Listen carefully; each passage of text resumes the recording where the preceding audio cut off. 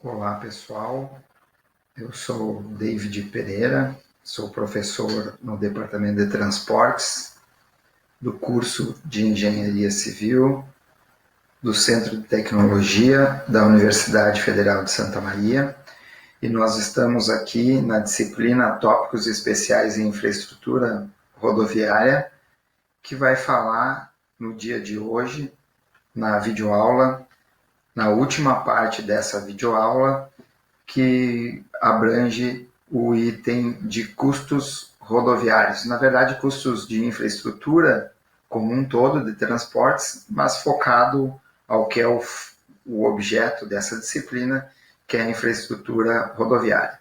E o nosso item de hoje, o último item, mas não menos importante, vai versar sobre o BDI, o FIT e o FIC, que são parâmetros essenciais para a gente poder concluir essa parte, então, de compreensão das composições de custos associados aos serviços de infraestrutura rodoviária, que é o nosso foco de hoje.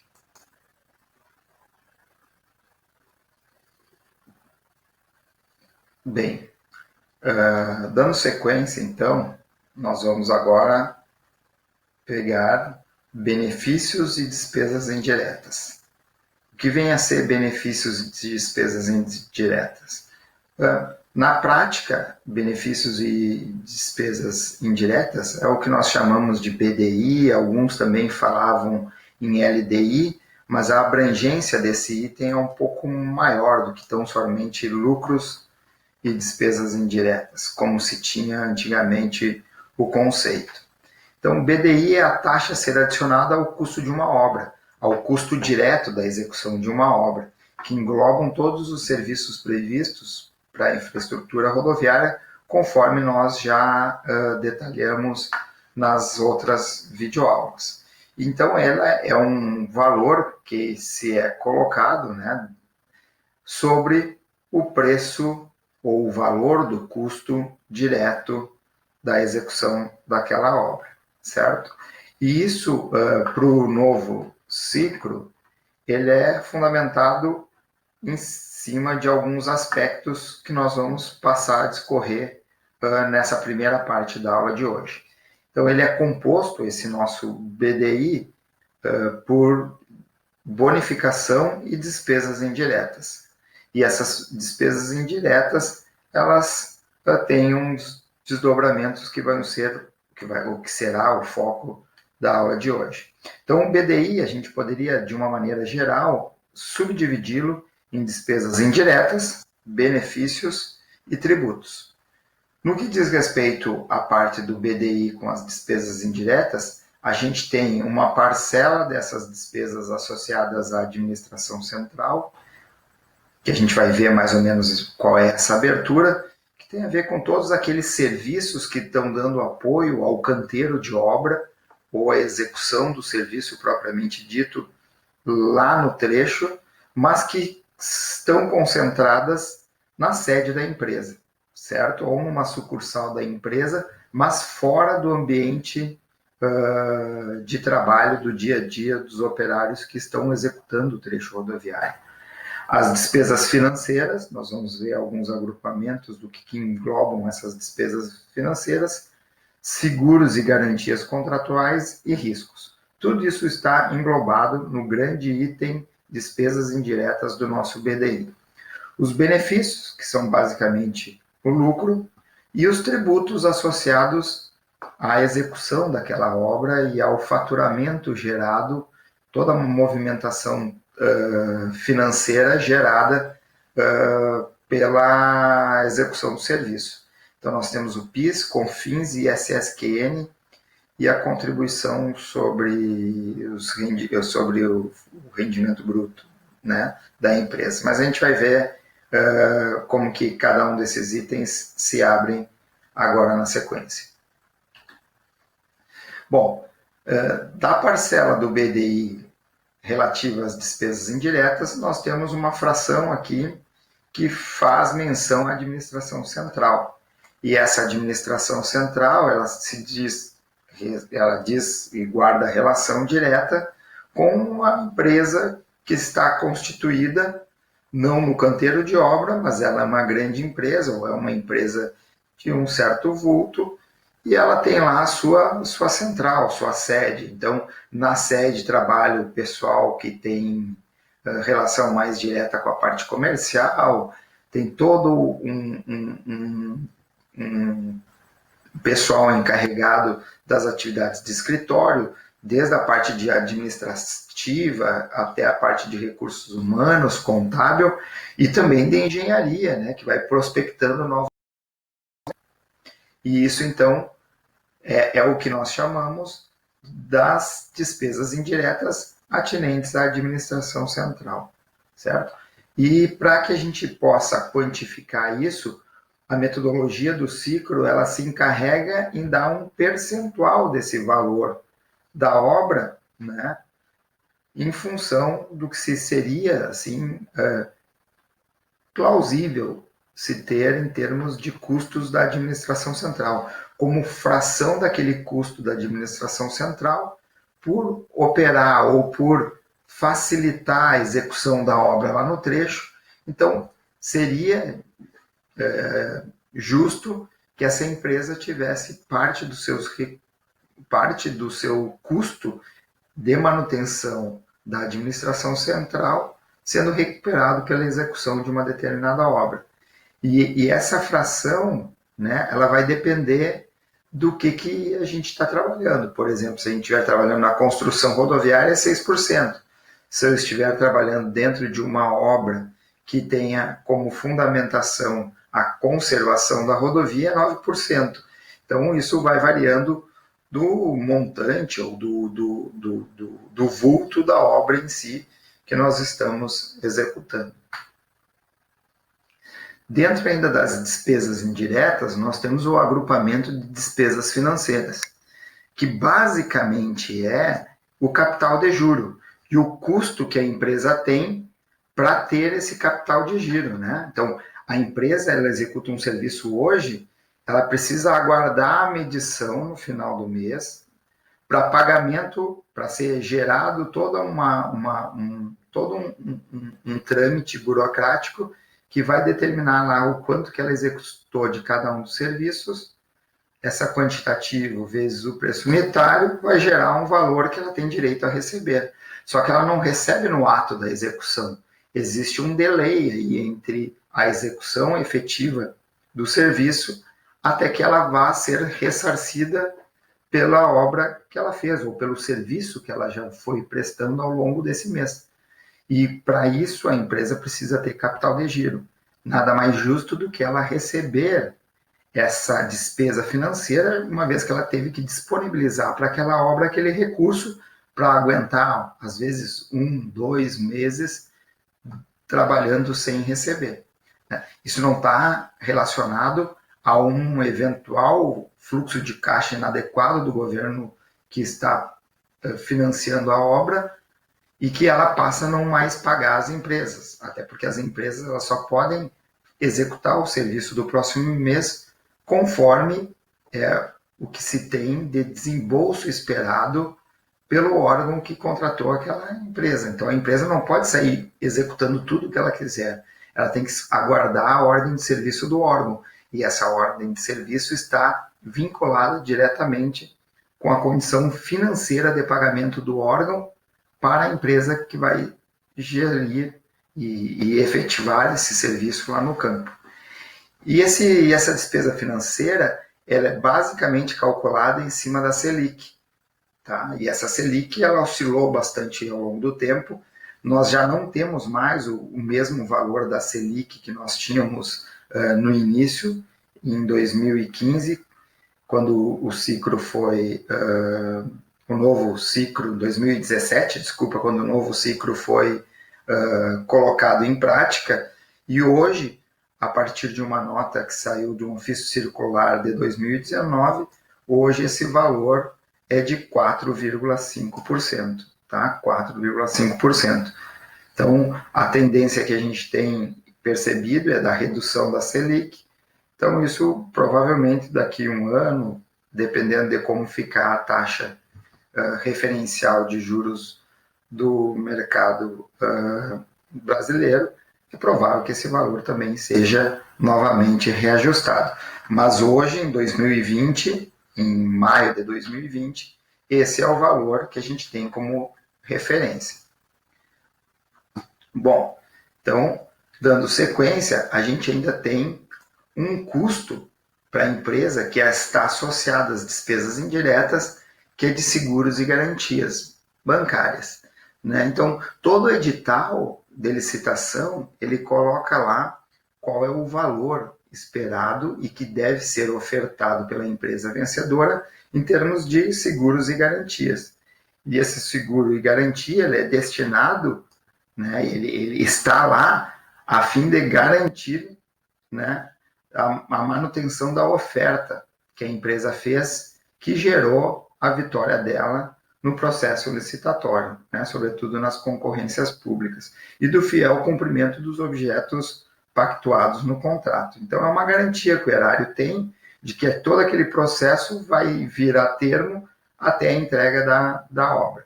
E esse valor é admitido como sendo um percentual de 25% do preço de venda. Se o preço que ela ganhou a licitação, então, foi de 100 milhões de reais, impacta em 0,25% esse valor, relativo ao custo de mercado de uma apólice por um período de 2 anos de garantia da execução de 5% do valor global do contrato. É mais ou menos por aí que se pauta o DENIT na hora de elencar esse custo com seguros e garantias dentro das despesas indiretas. E nós temos ainda também um risco que deve ser, de certa forma, salvaguardado o poder público, de tal sorte que a gente tenha a garantia de que não vai haver acréscimos de custos da obra que não são passíveis de recuperação. E isso por parte do contrato, dentro do contrato, né? Isso é muito mais evidente naquelas obras que a gente tem como a modalidade RDC, né? Em que há um certo risco de uma eventual falha por parte da contratante em fazer o seu planejamento e o projeto executivo incorrer em algum prejuízo em termos financeiros em função de alguma obra excepcional ser necessária e que não estava lá garantida ou prevista inicialmente no anteprojeto que foi dado a cabo, né, até o efetivo lançamento da licitação. Então, esses valores eles são calculados em cima de 0,5% do preço de venda, né, para remunerar o custo ou o risco em orçamentos. O risco de extrapolar esse orçamento inicialmente previsto na obra. Bom, depois nós temos a parte de benefícios, que nada mais é do que a gente conhece como lucro, né? É quanto se espera lucrar pela execução daquela obra rodoviária, ou daquele serviço rodoviário. E esse lucro, ele está definido na metodologia do DENIT em cima do porte da obra. A gente já viu que o porte da obra, por exemplo, de construção rodoviária, ela traz menção do cronograma de quantos quilômetros de pista a gente tem previsto executar. Nós vimos na primeira ou na segunda videoaula deste tema. Então, quanto maior é a obra, maior é o volume financeiro movimentado, estima-se menor lucro para o empreiteiro. Estima-se não. Se desembolsa um menor valor financeiro relativo ao lucro do empreiteiro, certo? Então, uma obra de conservação, que é uma obra geralmente de menor monta do que uma obra de construção rodoviária, o lucro é maior porque o valor financeiro movimentado é menor, certo? No caso de uma conservação rodoviária. Então, esses são os valores estimados dentro do na verdade, não são estimados, são estipulados pelo DENIT passíveis de serem empregados em função do porte e da natureza do serviço. Estamos só aqui focando o que é dessa disciplina, que é a infraestrutura rodoviária. Bom, mas toda vez que o empreiteiro executa um serviço e para poder receber ele tem que emitir uma nota fiscal, ele precisa pagar alguns impostos, e esses impostos, de certa forma, é justo que ele seja ressarcido pelo pagamento desses impostos, uma vez que é assim que a gente compõe o preço de venda. O preço de venda de um produto é o quanto ele custa efetivamente para ser construído, né, ou para ser disponibilizado, mais o lucro, mais todas aquelas despesas que a gente tinha visto, e ainda associado a tudo isso nós temos a parte tributária, o quanto que a gente precisa pagar em termos de tributos. Basicamente, nós temos 4 tributos incidindo sobre a prestação de serviço e mais especificamente sobre a nota fiscal emitida para a gente receber, então, o valor que nos é devido dentro de um mês de trabalho que vai ser pago pelo DENIT. Nós temos o PIS, que é o Programa de Integração Social, que basicamente vai ressarcir os empregados em termos de seguro-desemprego, abono, participação em receitas de entidades, mas que gira em torno de 0,65% do valor da emissão da nota. Nós temos ainda também o COFINS, que é uma contribuição para financiamento da Seguridade Social, que tem a ver com a previdência, assistência social, saúde pública, que gira em torno, e está previsto no DENIT, de 3% do valor da nota, certo? Nós temos ainda o ISSQN, que é um imposto sobre serviço de qualquer natureza, que é devido aos municípios, não é ao governo federal esse imposto. Então, como ele é devido aos municípios, cada município tem uma política de alíquota desses serviços. Por vezes há uma certa guerra fiscal entre os municípios, né? É muito comum a gente perceber, por exemplo, em grandes centros que tem muitas cidades próximas, como a região metropolitana de Porto Alegre, as empresas estão sediadas num município, mas efetivamente ela tem, na grande maioria das vezes, a sua atividade profissional num outro município. Então, por que ela está sediada naquele outro município? É por uma questão de pagar, né, menos imposto e ISSQN, certo? E um fato importante também que a gente deve levar em consideração, conforme vocês já devem ter visto nas videoaulas de licitações, é que esse imposto ISSQN, se a gente for pegar uma rodovia de 100 quilômetros, essa rodovia ela vai passar por inúmeros municípios, certo? Isso não diz respeito a onde é que está o canteiro central, onde é que está a usina, onde é que está o escritório da obra. Isso tem a ver, e a gente deve fracionar esse imposto em função dos municípios por onde a obra passa. E daí existem ainda algumas discussões da maneira com que a gente vai fazer essa divisão. Eu tive uma experiência trabalhando numa concessionária de rodovias, que nós também precisávamos pagar ISSQN, e esse ISSQN era fracionado em função de quanto a rodovia passava por cada um desses municípios.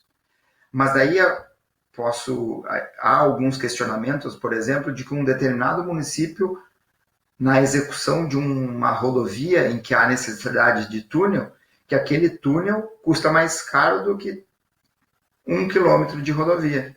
Então, há, por vezes, algumas discussões jurídicas em função de como fazer a melhor distribuição desse ISSQN.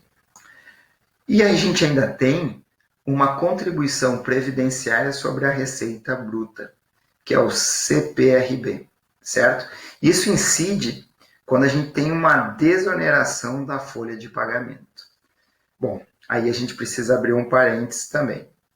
Quando nós estudamos a parte de mão de obra, nós vimos que o salário era só uma parte do quanto o empreiteiro ou empreendedor deveria desembolsar para manter aquele colaborador dentro do seu quadro funcional. Nós tínhamos ainda toda uma parte de encargos sociais, que a gente chamou, e eles tinham lá 4 grupos de encargos sociais que eram relativos à folha de pagamento. Entre elas, nós tínhamos a contribuição previdenciária, que é devida, patronal, que é devida pelo patrão, pelo serviço que o nosso colaborador faz. Isso gira em torno de 20%. Se ele recebe um salário de R$ 1.200, o patrão tem que recolher de imposto previdenciário, de contribuição previdenciária patronal. Acontece que em 2015, mais ou menos, o governo, a partir dali, ele permitiu que o imposto relativo à contribuição previdenciária pudesse ser realizado não em cima do valor da folha de pagamento, mas sim da receita bruta da empresa. Então, uma empresa que tinha sido constituída para executar um trecho, ela poderia, eventualmente, não recolher o INSS em cima do valor total dos salários que ele paga durante o mês, mas sim em função da receita bruta que essa empresa iria oferir ao executar o serviço daquela rodovia. Certo? E essa alíquota era inicialmente de 2%. E daí muitas empresas, verificando que iriam pagar menos impostos, elas migraram de uma modalidade, que era sobre a folha de pagamento, para a modalidade desonerada da folha de pagamento, pagando em cima, então, da receita bruta. Depois teve alguns questionamentos, até pelo próprio TCU, alguns acórdãos do TCU, e resolveram, então, em aumentar essa alíquota de 2% para 4,5%, não sendo mais tão vantajoso como era no passado, e também obrigando que o órgão que vai fazer o orçamento da rodovia, né, da obra viária, no caso o DENIT, para o governo federal, ele deveria orçar essa obra com desoneração ou sem desoneração da folha de pagamento. E aquela condição que gerasse o menor custo da obra seria aquela que obrigatoriamente a empresa que vencesse a licitação deveria cumprir. E seria ela tributada, e todos os custos dos tributos, no caso da contribuição previdenciária sobre a receita bruta, ela ocorreria se fosse verificado já anteriormente à licitação, na fase de orçamentação, que essa seria a condição mais adequada e mais barata para executar a obra. Então, essa não é uma opção do empreiteiro que ganhou a obra. Essa já é uma imposição atualmente, e essa deve ser uma obrigação do órgão que executa o orçamento verificar as duas condições, se com desoneração ou sem desoneração. Essa é a condição que a gente tem aqui, certo? E essa alíquota passou a ser de 4,5% há alguns anos. Todos esses fatores que estão atrelados no BDI, eles têm alguns fatores que podem ser intervenientes, né? Como o cronograma da obra, por exemplo, o cronograma da obra me dá a maior ou menor necessidade de ter mão de obra alocada na obra. E isso pode me gerar, por vezes, uma obra que tem uma representação do custo de mão de obra maior do que o restante, ou uma fração maior do que o restante dos custos. E isso vai me gerar, por exemplo, uma condição distinta de uma outra determinada obra em termos de tributação de folha de pagamento, se onerada ou desonerada a folha de pagamento. Então, a natureza e porte da obra, a localização geográfica, características especiais, nível de qualidade, prazo e condições de pagamento, tudo isso pode impactar e fazer com que nós tenhamos taxas de benefícios e despesas indiretas diferente de uma obra para outra. certo? Então, essas são as condicionantes, digamos assim, ou os fatores intervenientes nesse nosso BDI. Um outro aspecto importante que a gente precisa levar em consideração é que alguns serviços previstos numa obra rodoviária, eles apresentam um BDI que eles chamam de BDI diferenciado, que é um BDI de 15%. Tá? E para nós, o que mais nos afeta tem a ver com os serviços de aquisição e transporte de produtos asfálticos. Então, quando eu comprar um ligante asfáltico, eu vou ter associado essa compra do ligante asfáltico um BDI de 15%, assim como o transporte entre a distribuidora do ligante asfáltico até a obra. E o ligante asfáltico não é só o CAP, né? Tem as emulsões, né? Nós temos também os asfaltos diluídos que são utilizados em diferentes serviços para diferentes finalidades dentro da obra. Todos esses materiais, ao serem transportados e o custo de aquisição deles, estão diante de um BDI diferenciado, que é 15%. Tá?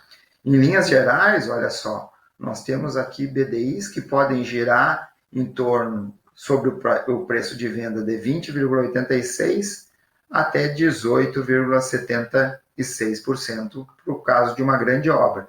E assim, conforme eu estou mostrando aqui, é como se tem a diferenciação em termos de despesas indiretas, benefício ou lucro e os tributos. É mais ou menos assim que se distribuem esses valores que a gente tem. Ou sobre o valor de venda, né, preço de venda, ou sobre os custos diretos. Claro que, obviamente, a gente tem uma sobre o custo direto, né, sobre o custo direto, nós temos o valor do BDI sendo associado a ele. Correto? Isso eu estou falando para construção e restauração rodoviária. Né? Se a gente estivesse trabalhando com modal ferroviário ou hidroviário, essas seriam condições um pouco diferentes. Bom, um outro aspecto importante para a gente trabalhar, e é uma inovação desse novo ciclo, é o fator de interferência do tráfego. Né? O que vem a ser esse fator de interferência do tráfego? Antigamente, no ciclo anterior, nós tínhamos uma condição em que, dependendo da natureza do serviço, vamos imaginar concreto asfáltico, execução do concreto asfáltico lá no campo. Se essa execução do concreto asfáltico ela era para executar uma rodovia nova, não existente, eles tinham associado a essa execução lá no campo uma produtividade da equipe maior do que a execução do mesmo serviço, mas no caso de uma restauração. E por que essa produtividade era menor? Ela era menor porque tinha-se a visão de que numa obra de restauração, a interferência do tráfego que circula na rodovia, uma vez que a gente não pode parar a rodovia para restaurá-la, ele acabava gerando uma perda de produção das equipes mecânicas, né, ou da equipe de campo como um todo, e a gente não conseguia executar o concreto asfáltico com a mesma produtividade na restauração que a gente conseguia alcançar quando executava esse mesmo serviço na implantação de uma rodovia nova, por exemplo. Bom, com o novo ciclo, esse fator ficou, ou essa diferenciação de serviços ficou inexistente. Agora nós temos um único serviço de execução de concreto asfáltico. O que vai diferir o valor desse concreto asfáltico vai ser a natureza da obra, em função da perda ou não de produtividade da equipe de campo na execução do concreto asfáltico. E quem vai determinar esse valor vai ser o FIT, que é o nosso fator de interferência de tráfego, certo? E ele é aplicado, esse FIT, pessoal, apenas no custo unitário de execução de serviços de mão de obra e equipamentos. Por que não vai nos materiais, por exemplo? Porque o material, na hora que o material está disponível para mim, se o tráfego é maior ou menor, ele não vai impactar em nada. Agora, a mão de obra que está lá na frente de serviço e que vai ter a sua produtividade aumentada ou minorada em função do fluxo de veículos que eu tenho, isso sim vai gerar um custo ou uma perda de produtividade, o que representa para o empreiteiro um custo direto maior na execução daquele serviço.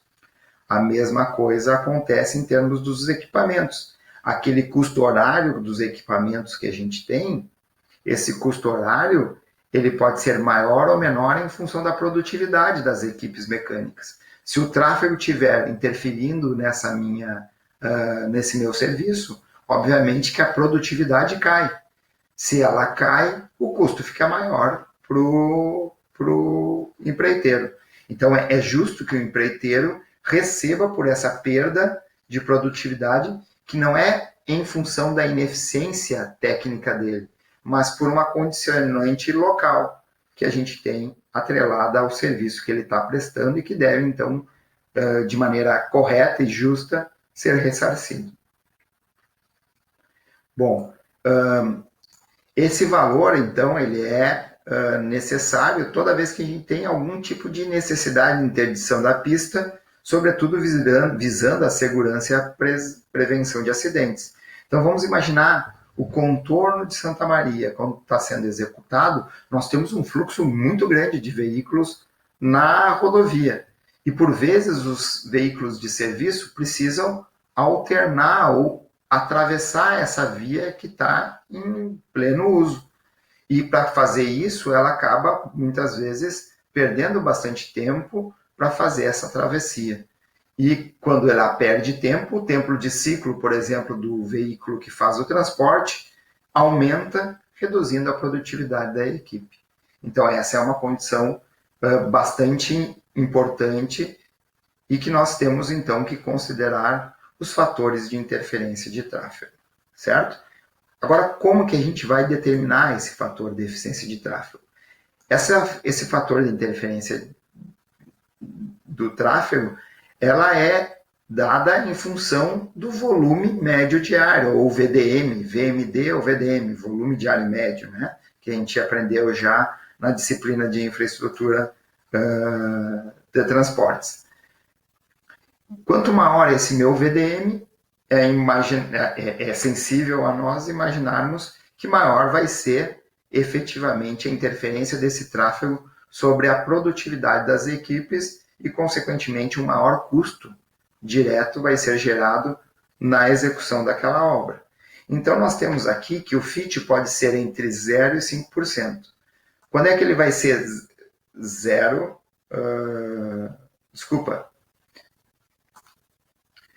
Ele vai ser entre 0% e 20%, melhor falando. Entre 0% e 20%, certo? Quando é que o VDM vai ser associado às VDM igual menor do que 2.000, vai ser associado a um FIT da ordem de 5%. Né? Na medida... Melhor, pessoal, eu estou me confundindo aqui, perdão. O FIT está errado aqui na minha transparência, mas aqui fica de maneira mais clara e evidente para vocês. Perdão. O FIT, então, ele pode ser com VDM muito baixo, da ordem de 2.000, esse FIT, o fator de interferência do tráfego, vai ser 0%. Uma vez que o meu tráfego vai aumentando, é imaginável que a gente vá tendo uma maior interferência do tráfego e, consequentemente, uma menor produtividade da equipe de campo. Consequentemente, esse meu FIT vai aumentando e ele vai majorando até um valor próximo de 15%. Esse é o valor de saturação dele. Então, ele varia entre 0% e 15%, certo? De que forma a gente calcula isso? Por essa fórmula aqui. Se o VDM for maior do que 11%, ele vai saturar em 15%. Se o VDM for maior do que 11.000 veículos diariamente, ele vai saturar em 15%, certo?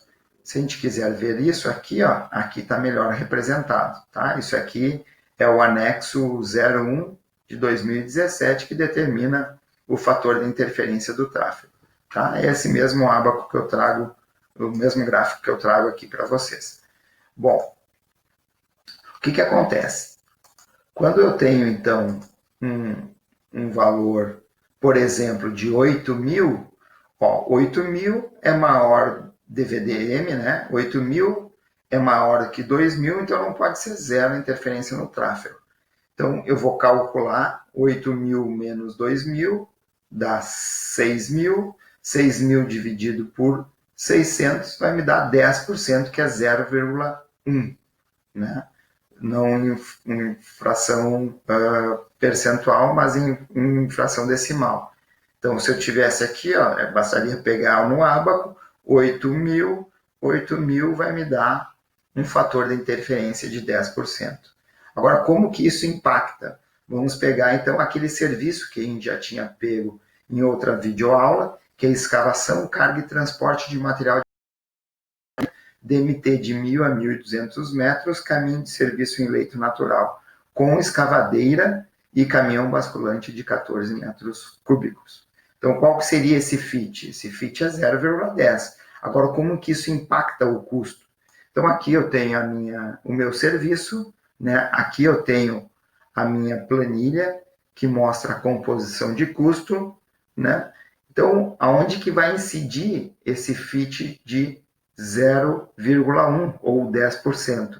Ele vai incidir, pessoal, nesse custo aqui, que é o custo unitário de execução, que é o custo que eu agrupei tanto equipamentos, né, com as suas frações produtivas e improdutivas, seus custos produtivos e improdutivos que nós já vimos, e as equipes, as quantidades desses equipamentos, vai gerar esse custo aqui que a gente tem, 970, em 1 hora.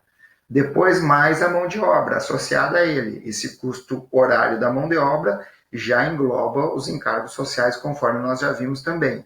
Então, a soma desse valor com esse valor dá R$ 988,35. Bom, o que é o custo unitário de execução? É o custo de equipamento e mão de obra associado à minha unidade referencial do serviço, que é metros cúbicos. Em 1 hora, portanto, eu consigo executar 221 metros cúbicos. Então, 980 e alguns centavos, dividido por 221,33, vai dar R$ 4,46. Bom, é sobre esse valor, 4,4655, a gente usa 4 casas decimais, também é da metodologia do ciclo. Quando eu tenho esse valor, é sobre esse valor, portanto, que eu vou fazer incidir o meu FIT de 8.000 veículos diariamente trafegando na rodovia em que eu estou executando o serviço. Com isso, eu tenho 0,1, que são os 10%, vezes 4,4655. Então, o FIT nesse serviço, com essa condição de VDM de 8.000 veículos, vai acarretar um acréscimo de 44 centavos, ou um pouquinho mais, de custo em função da perda de produtividade que minhas equipes mecânicas terão lá no campo, em função dessa interferência do tráfego. Na prática, de maneira mais simples, seria dizer que aqueles caminhões que estão fazendo o transporte, eles vão perder eficiência produtiva da ordem de 10%, certo?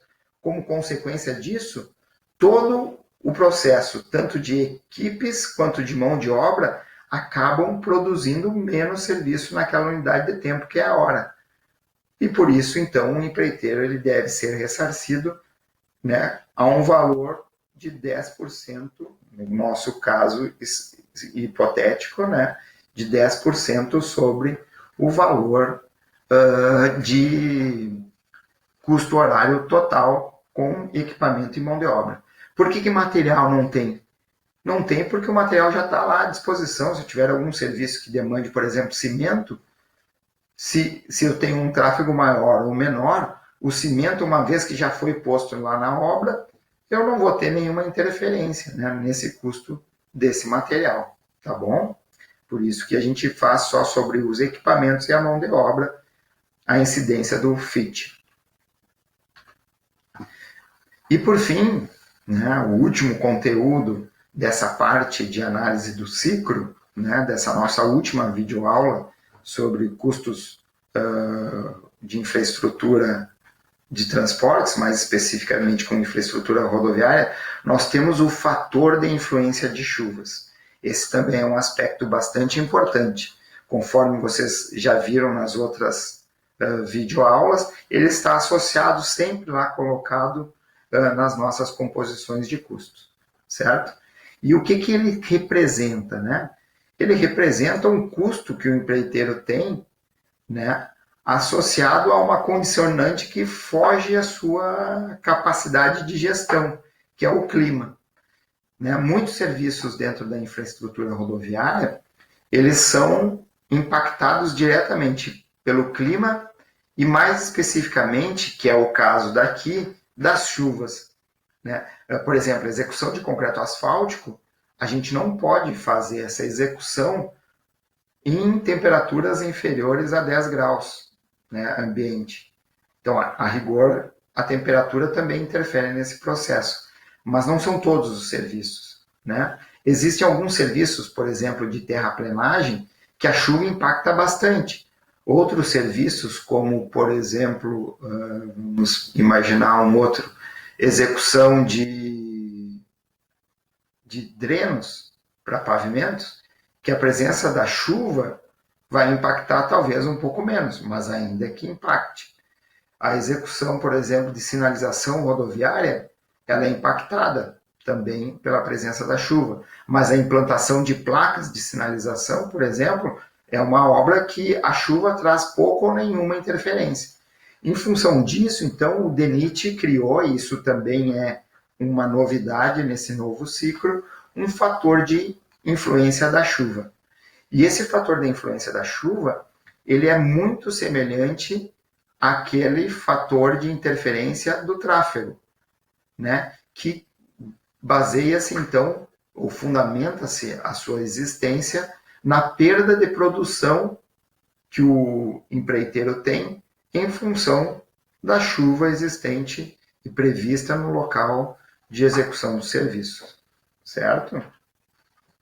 Bom, para que eles conseguissem alavancar essa metodologia, eles basearam as suas análises em índices pluviométricos médios registrados entre 1999 e 2013. Então, portanto, eles tinham uma boa base histórica de precipitação pluviométrica, que está discriminado de estado para estado. A interferência ou a quantidade de chuva aqui no Rio Grande do Sul ela é completamente diferente lá do sertão do Nordeste. E com isso, não seria lógico a gente ter o mesmo fator ou a mesma perda de produtividade de uma obra rodoviária em decorrência da presença da chuva aqui no Rio Grande do Sul ou lá no sertão nordestino. Então, eles tiveram, e eles fizeram isso para todas as regiões do país, eles foram atrás de postos pluviométricos que fizessem esse registro dessas chuvas e pegaram essa base de dados histórica para poder representar uma condição mais adequada, média, para cada uma das unidades federativas. No Brasil, eles pegaram 2 estações, situadas em Tupã-Siretã e Palmares do Sul. Palmares do Sul é próximo da região metropolitana, Tupã-Siretã está aqui na nossa região celeira do estado, próximo a Cruz Alta, entre Cruz Alta e Júlio de Castilhos. Tem uma estação da Agência Nacional das Águas, né? Tanto aqui quanto em Palmares, e essas 2 estações que foram obtidas ou foram escolhidas pelo DENIT para fazer esse estudo estatístico de precipitação pluviométrica. Bom, esse fator de influência da chuva, o FIC, ele é fundamentado por essa formulazinha que nós vamos tentar discorrê-la e compreender melhor cada um desses fatores. Nós temos o fator da natureza da atividade, nós temos o FIC, então, portanto, é o produto desses fatores, o fator da natureza da atividade, o fator de permeabilidade do solo onde a obra está sendo executada, o fator de escoamento superficial e o ND é o fator de intensidade de chuvas, tá? Esse ND. Nós vamos ver como que nós vamos considerar cada um desses fatores aqui para chegar no FIC. E esse FIC, assim como o FIT, ele interfere em termos de custos na nossa composição de preços unitários. Bom, o primeiro fator é o fator da natureza de atividade. E esse fator da natureza da atividade, ele traz uma relação direta do quão impactante a chuva é para a execução de alguns serviços. Cada serviço tem um impacto da chuva, né? E nós temos lá no material do DENIT, né, se vocês pegarem lá o volume 6, né, dentro do volume 6, vocês têm então essa tabelinha que mostra o fator da atividade. Então, por exemplo, se eu estou ainda na fase de implantação da rodovia e eu estou fazendo a limpeza do terreno, fazendo o desmatamento e o destocamento, a chuva tem um fator de atividade baixo. Agora, se eu estiver fazendo a escavação, carga e transporte de material de primeira categoria, então eu preciso escavar o material, carregar no caminhão e transportar, conforme a gente já viu a abertura desse serviço, eu tenho um maior fator de atividade, que é igual a 1,5. Quanto mais a chuva interfere, maior esse fator de atividade. Tá? Então eu tenho aqui, por exemplo, a execução de brita graduada. A execução de brita graduada tem um fator de atividade de 0,5. Se eu estou fazendo uma escavação, carga e transporte de material de terceira categoria, o fator de impacto é bem baixo, porque eu faço todo esse serviço baseado fundamentalmente na escavação a fogo. Então eu não tenho muita interferência, né? Eu posso efetuar meu plano de fogo mesmo em condições climáticas, desde que eu não tenha raio, né? Porque daí tem um perigo de uma detonação espontânea, mas eu posso então executar esse serviço sem maior interferência da chuva. Bom, voltando então à nossa condição, né? Esse valor ele pode variar entre 0,25 e 1,5, correto? Então ele tem a ver com quando o maior valor representa o maior grau de influência em comparação a uma situação normal. Tá? Aqui eu só trouxe alguns serviços muito importantes para nós. Reforço do subleito, ele tem um impacto, né, do fator da atividade de 1,5. Misturas asfálticas tem um impacto de 0,25, o que não quer dizer que eu possa executar o meu serviço com chuva. É proibido, é vedado a execução do concreto asfáltico lá no campo, com compactação, em condições em que a chuva esteja presente. Um outro fator é um fator de permeabilidade, né? Esse fator de permeabilidade é um fator que tem a ver com a condição de drenagem do solo. Um solo que drena rapidamente é um solo que vai ser impactado, ou uma condição logística de execução do serviço que vai ser impactada de menor monta pela chuva, certo? Então aqui, solos mais permeáveis têm esses fatores de permeabilidade menor, solos mais permeáveis têm fatores menores, solos mais impermeáveis, como é o caso da argila, um fator maior. O DENIT também estipula que quando a gente ainda não tem ideia, porque estou na fase ainda de orçamento, talvez às vezes a gente não tem nenhum projeto executivo finalizado, no caso de licitações na modalidade RDC, eu tenho associado a ele, então, um valor médio que ele estipula como sendo de 0,75, que seria o caso entre uma areia argilosa e uma argila arenosa. Tá? Esse é o caso médio que a gente deve adotar no caso de inexistência de um estudo mais aprofundado e um conhecimento melhor acerca da permeabilidade do solo onde a obra irá ser executada. Se eu tenho chuva e eu tenho uma declividade transversal boa do leito da rodovia que eu vou executar, Isso significa que a chuva vai cair sobre a minha frente de serviço e vai escoar rapidamente para a lateral. Então, é de se esperar que esse rápido escoamento me interfira de maneira menos sensível na minha produtividade, certo? Então, o DENIT prevê, então, esse fator de escoamento superficial. Se nós temos essa declividade transversal acentuada, maior do que 5%, esse meu fator é 0,8. Se eu tenho uma declividade transversal menor do que 1%, esse meu valor vai ser igual a 1. Também, muitas vezes a gente desconhece ainda quais são essas condições mais específicas. Por isso, o DENIT ele prevê um valor médio de 0,95 para esse fator de escoamento superficial. Bom, tem um outro fator, e esse aqui eu vou precisar um pouquinho mais da atenção de vocês, que é um pouquinho mais complexo, mas facilmente sensível a nós. Esse fator é o fator de intensidade da chuva. Nós estamos trabalhando com o fator de influência da chuva, que é o FIC. Agora, o fator de intensidade da chuva, que é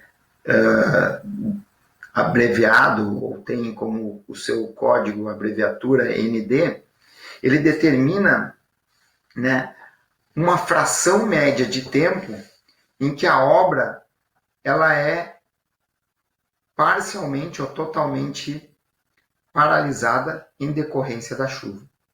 Bom, os dados climáticos que foram obtidos eram dados totais naqueles postos, e são inúmeros postos ao longo de todo o território brasileiro. Conforme a gente viu aqui no Rio Grande do Sul, eram 2, em Palmares do Sul e Tupã-Seretã. E quando eles tinham esses dados dia a dia nos 365 ou 366 dias do ano, entre 1999 e 2013. Bom, o que acontece? Eles não tinham o de hora em hora, certo? Então, eles não conseguiam fazer uma determinação de quanto de chuva teve entre as 8 da manhã e as 17 horas, que seria o horário comercial, digamos assim, horário comumente utilizado pelas empreiteiras para executar seu serviço. Então, o que eles fizeram? Eles, com base no total de chuva em um dia, eles dividiram por 3 esse valor. E ao dividir por 3, eles tiveram, então, a precipitação na jornada de trabalho. Quanto que tinha chovido na jornada de trabalho. Obviamente que imaginando que essa chuva de um dia seria distribuída constantemente ao longo das 24 horas. A gente sabe que não é assim, mas foi um subterfúgio para poder viabilizar a determinação desse fator de intensidade de chuva. Então, com base nos dados pluviométricos diários, eles conseguiam, então, estipular qual era a intensidade de chuva na jornada de trabalho. Essa intensidade de chuva, ou essa quantidade acumulada de chuva nas 8 horas, era expressa ou era determinada a partir do total de chuva de um dia, a precipitação de um dia, dividido por 3. Se esse valor aqui fosse menor ou igual a 5 milímetros, significa que ao longo de 8 horas choveria apenas 5 milímetros. Eles consideraram, DENIT, que essa quantidade de chuva acumulada nas 8 horas, só 5 milímetros, seria muito pouco e não geraria nenhum tipo de impacto, porque a intensidade dessa chuva seria baixa. Nenhum tipo de impacto no que diz respeito, né, à intensidade de chuva. Por outro lado, se ao longo dessas 8 horas de trabalho, essa intensidade de chuva fosse tão grande quanto 20 milímetros, nós interpretaríamos que esse dia ficou um dia em que as atividades relativas à construção rodoviária seriam inviáveis. E por essa razão, essa jornada de trabalho, ou esse dia de trabalho, teria sido perdido. Isso impactaria, obviamente, na produtividade das equipes, certo? Então, toda vez que eu tenho uma chuva de 5 milímetros na minha jornada de trabalho, esses 5 milímetros acumulados nas 8 horas de jornada de trabalho, eu digo que esse meu dia não foi perdido. Toda vez que eu tenho, por outro lado, uma chuva acumulada nessas 8 horas de jornada de trabalho igual ou superior a 20 milímetros, eu digo que esse meu dia foi inviabilizado para a construção rodoviária. Agora, o que acontece nesse inteirinho aqui, entre 5 e 20 milímetros? Entre 5 e 20 milímetros, observe que eu estou falando agora especificamente na chuva acumulada nas 8 horas de jornada de trabalho.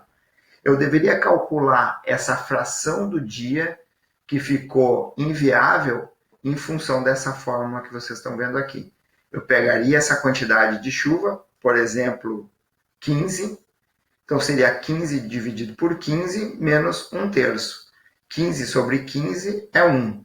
1 menos 1/3, então 1 é 3 sobre 3, 3 menos 1 dá 2, dá 2/3. 67% desse meu dia foi perdido por conta de uma chuva de 15 milímetros. Correto? Talvez fique mais fácil de vocês entenderem a partir desse ábaco que eu construí para vocês.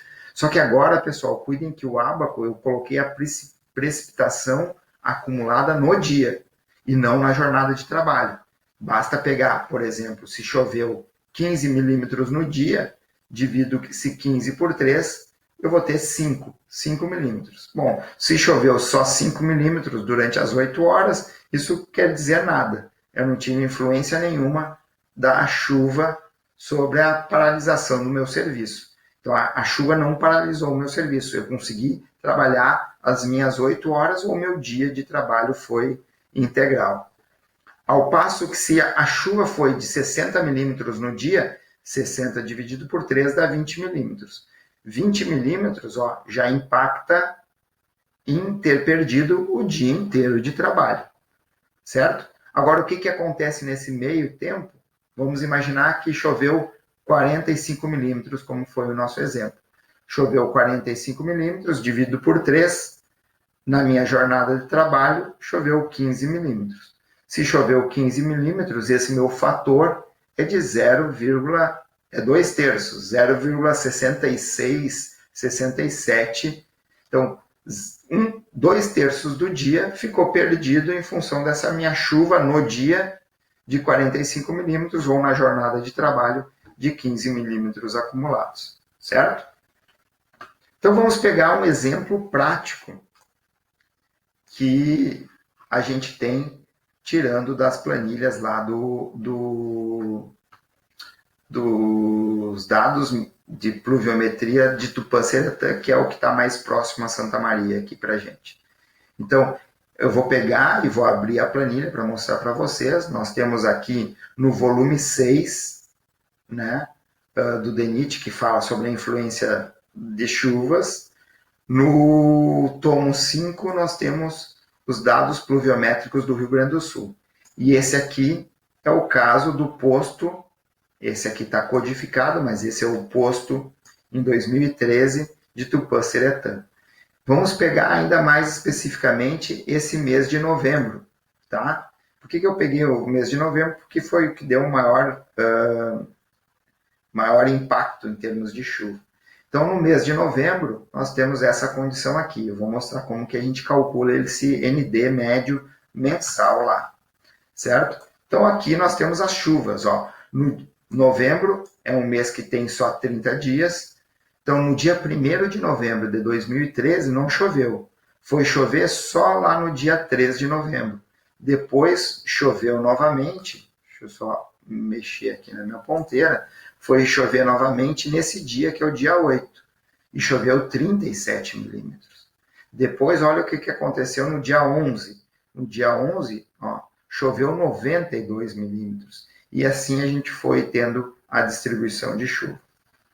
No momento que eu pego isso e eu trouxe para o Excel para poder calcular a minha intensidade, né, o fator de intensidade da chuva, né, eu trouxe para o Excel, que vocês estão vendo aqui, olha só, e eu vou calcular, então, a minha influência, né, a minha intensidade, o fator da intensidade da chuva dia a dia naquele mês de novembro de 2013 em Tupã-Siretã. Então, olha só, no primeiro dia a chuva foi de 0. Como foi de 0 milímetros, beleza, não teve impacto nenhum. Ó, no dia 3 essa chuva foi de 3 milímetros. 3 milímetros no dia. Então, se eu pegar 3 milímetros no dia, divido por 3, vai dar 1 milímetro. 1 milímetro, conforme vocês podem verificar aqui, ó, 1 milímetro é menor do que 5. Então, também não tive impacto nenhum. Tá bom? Agora vamos ver o que aconteceu lá no dia 21, que está chorado aqui. No dia 21, choveu 41,1 milímetros. Pego 41,1 divido por 3. Bom, na minha jornada de trabalho de 8 horas, teria chovido, então, 13,7 milímetros. Bom, 13,7 milímetros é maior do que 5 milímetros e menor do que 20 milímetros na jornada de trabalho. Então, eu tenho que calcular qual foi a fração desse dia que nós tivemos interrupção da jornada de trabalho ou das atividades de campo em decorrência da chuva. Então, é 13,7 dividido por 15, está aqui a fórmula, menos 1/3. Isso vai dar 0,58. Ou 58% do meu dia ficou interrompido por conta dessa intensidade de chuva. Tá bom? Bom, se eu tivesse tido em algum dia uma chuva maior do que 20 milímetros acumuladas na jornada de trabalho, ou, em outras palavras, um dia com chuva com a precipitação acumulada no dia maior do que 60, foi o que aconteceu aqui no dia 11. Ó, tivemos 92 milímetros. Nesse dia específico, ó, toda a nossa atividade ficou prejudicada. Então, eu tenho uma fração 1. Eu tive o dia inteiro sem possibilidade de trabalhar lá no campo, certo? Então, eu perdi o dia inteiro. Então, se eu somar todos esses NDIs, que são as influências da chuva, ou a interferência da intensidade da chuva na minha rotina de trabalho dia a dia, esse somatório deu 2,52667. Como eu tenho 30 dias trabalhados, o meu ND médio nesse posto de Tupã-Siretã, em novembro de 2013, foi de 0,08422, correto? Se eu fizesse isso para todos os meses, de todas as dos dois postos em que o DENIT utilizou como referência aqui no estado do Rio Grande do Sul, né, mas para todos os meses, de 1999 até 2013, eu teria um valor médio para Tupã-Siretã e eu teria um valor médio para Palmares do Sul, certo? E o que o DENIT usa para a gente? Olha aqui, ó. O DENIT usa para a gente o valor médio entre os dois, né, essas duas bases aqui pluviométricas. Então, eu tenho aqui para o Rio Grande do Sul um valor médio de 0,02961. Esse é o ND médio para o Rio Grande do Sul, correto? É o fator de intensidade de chuva médio para o Rio Grande do Sul, com base entre 1999 e 2013, que foi o final, está aqui descrito. Esse é o valor de referência para a gente. Então, agora eu posso tentar determinar qual é o valor do meu FIC, porque eu já conheço todos os parâmetros, né? Para uma determinada atividade. Eu vou pegar como referência a mesma atividade que a gente vem usando como exemplo. Escavação, carga e transporte de material de primeira categoria, DMT de 1.000 a 1.200 metros, caminho de serviço em leito natural, com escavação, com escavadeira, né, mecânica, hidráulica e caminhão basculante de 14 metros cúbicos.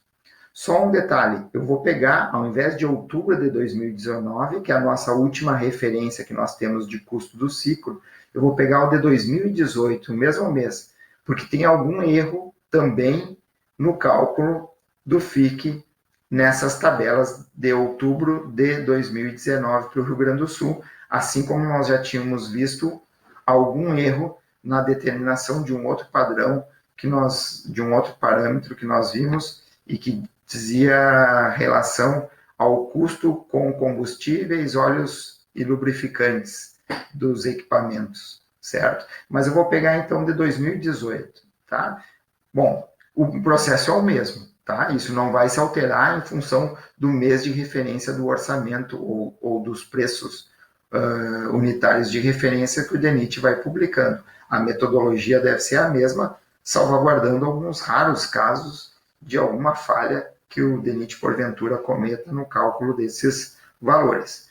Então, o que eu tenho aqui? O FIC é igual ao fator da natureza da atividade vezes o fator de permeabilidade do solo, fator superficial e o fator de intensidade das chuvas, que a gente já viu como se calcula. Bom, eu estou trabalhando com escavação, carga e transporte de material de primeira categoria. Nessa atividade específica, o fator de natureza da atividade é 1,5. Então, esse FA é 1,5. Seguindo adiante, nós temos o fator de permeabilidade.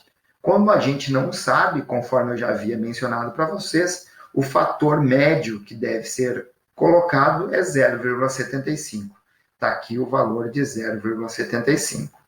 E o fator de escoamento, quando eu também não sei, esse valor médio é 0,95, o valor médio referencial, que é que o próprio DENIT utiliza nas suas publicações. O que não quer dizer que o orçamentista, em conhecendo melhor as condições de campo, ele não possa determinar o real valor do fator de permeabilidade e o real valor do fator de escoamento. Bom, o ND, que é o fator de intensidade da chuva, nós já temos ele, né? Esse é o valor médio para o Rio Grande do Sul, 0,02961, obtido entre 99 e 2013, nas estações pluviométricas de Palmares do Sul e Tupã-Seretã. Esse é o valor médio de todos os meses, né, que foram averiguados.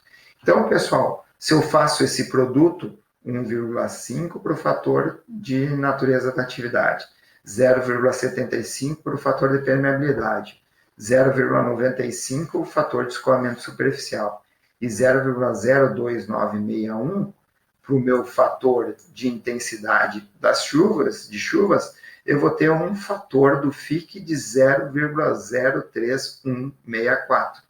Esse valor 0,03164, se vocês pegarem lá a composição de preço de outubro de 2018 para o Rio Grande do Sul desse serviço aqui, que é esse que eu mostro a todos vocês, está lá o nosso valor, da onde surgiu o valor do FIC, 0,03164.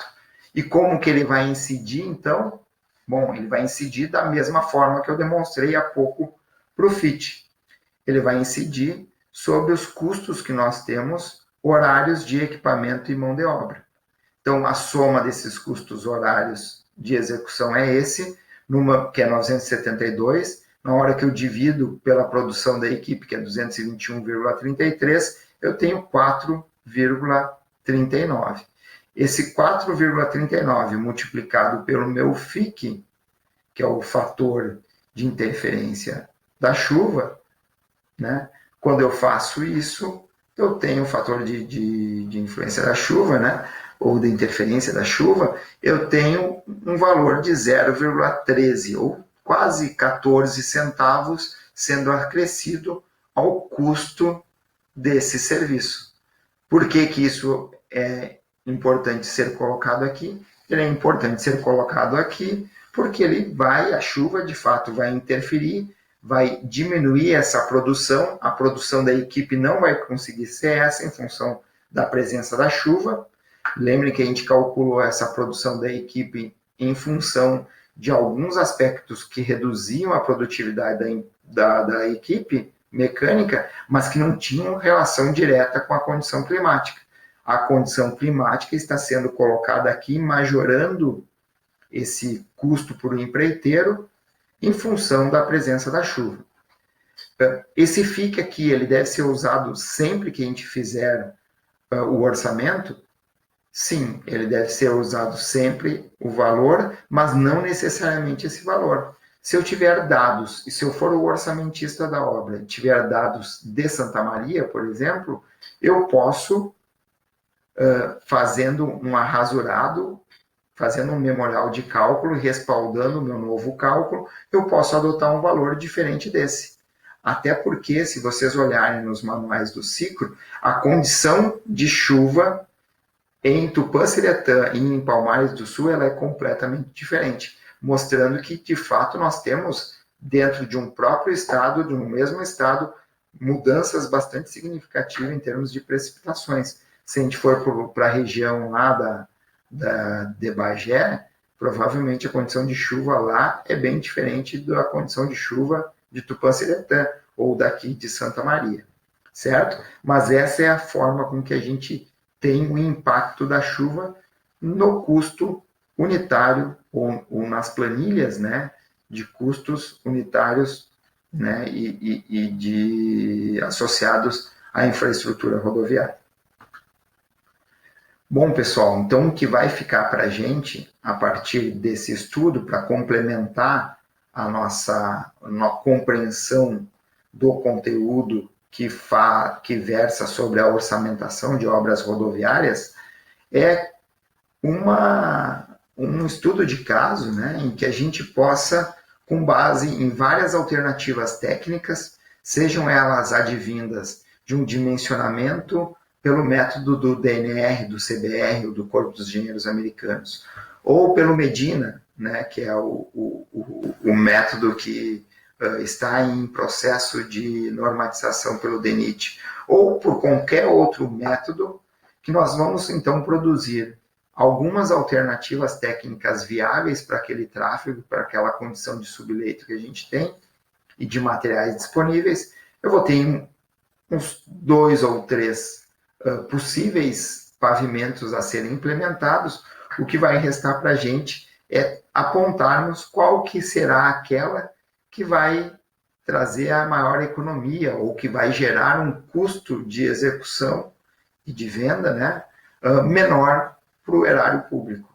E essa será a alternativa que será licitada, se nós estivéssemos trabalhando no órgão, será licitada a fim de que a gente execute nessa condição de menor custo possível, salvaguardando todas as condições técnicas necessárias a serem atendidas na execução desse pavimento. Bom, pessoal, então eu fico por aqui, agradecendo a atenção de vocês nessas 4 videoaulas. Espero que vocês tenham conseguido compreender um pouco melhor o conteúdo, que é um conteúdo, de certa forma, bastante extenso, que tem uma teoria muito legal por trás disso tudo e que respalda hoje a integralidade das obras e que dá como valor de referência os preços de todas as obras que o DENIT se propõe a executar no território nacional. Tá? É um conteúdo, de fato, com muito volume de material a ser pesquisado, mas e que demanda de vocês também um conhecimento do processo construtivo. É importante, o orçamentista ele precisa conhecer do processo construtivo para compreender o que ele está orçando e de que maneira ele pode tornar esse orçamento o mais real e o mais preciso possível. E espero, então, que tenha contribuído para esse entendimento melhor do conteúdo e fico à disposição. Passo aqui meu e-mail se precisarem se comunicar comigo, vai ser um prazer, e espero então que vocês consigam levar a termo esse estudo de caso e que consigam agregar um pouco mais de conhecimento no perfil profissional de vocês com as aulas que a gente teve até então, sobretudo mais especificamente com a parte de custos associados ou atinentes à execução rodoviária. tá bom? Um grande abraço a todos e, como eu costumo dizer, mantenham-se saudáveis. Até a próxima.